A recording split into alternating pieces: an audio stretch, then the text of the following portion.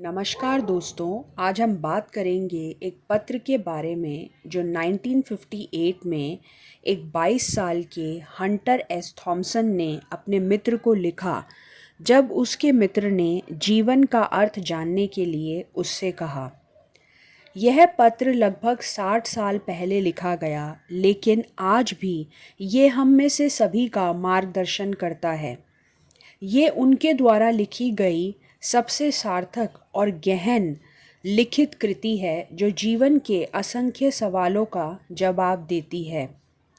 इस पत्र में वह लिखते हैं कि दोस्त, अगर मैं तुम्हें कुछ एडवाइस देना चाहूँ तो ये शायद वह होगा कि एक अंधा आदमी दूसरे अंधे आदमी को रास्ता दिखा रहा है।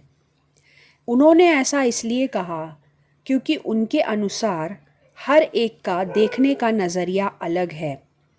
जो आप जिस तरीके से जीवन को देखते हैं, ज़रूरी नहीं कि आपका मित्र भी जीवन को उसी नज़रिए से देखे।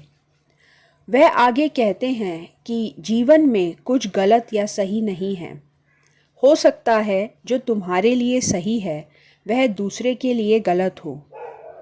आगे वह कहते हैं कि हमारे पास जीवन में हमेशा दो तरीके के विकल्प होते हैं।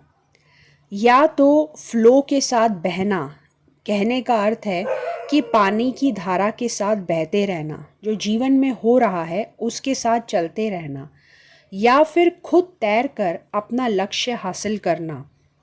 इन दोनों चॉइसेस में से हर एक इंडिविजुअल को कोई ना कोई चॉइस करनी पड़ती है, चाहते या ना चाहते हुए भी, और वह डिसीजन ही हमारा भविष्य तय करता है।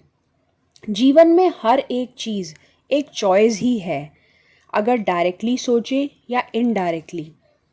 आगे वह कहते हैं कि हर एक आदमी जो है वह जिस तरीके से रिएक्शन करता है किसी भी चीज़ के बारे में, उससे उसकी मानसिकता के बारे में पता चलता है।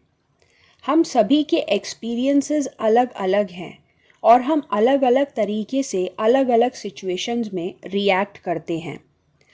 जैसे जैसे हम जीवन में सीखते हैं और नए नए तजुर्बे हासिल करते हैं तो हमारे देखने का नज़रिया बदलता है। वह आगे कहते हैं, जीवन में अर्थ खोजना किसी विशिष्ट लक्ष्य की तलाश करना नहीं है।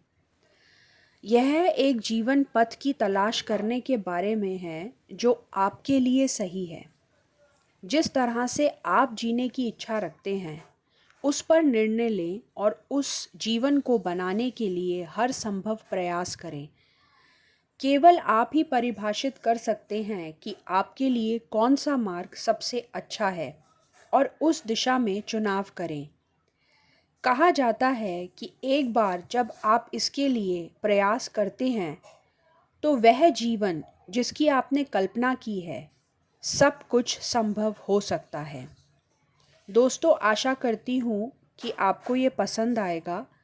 अपने विचार कमेंट सेक्शन में ज़रूर शेयर कीजिए। धन्यवाद। आपका दिन शुभ हो।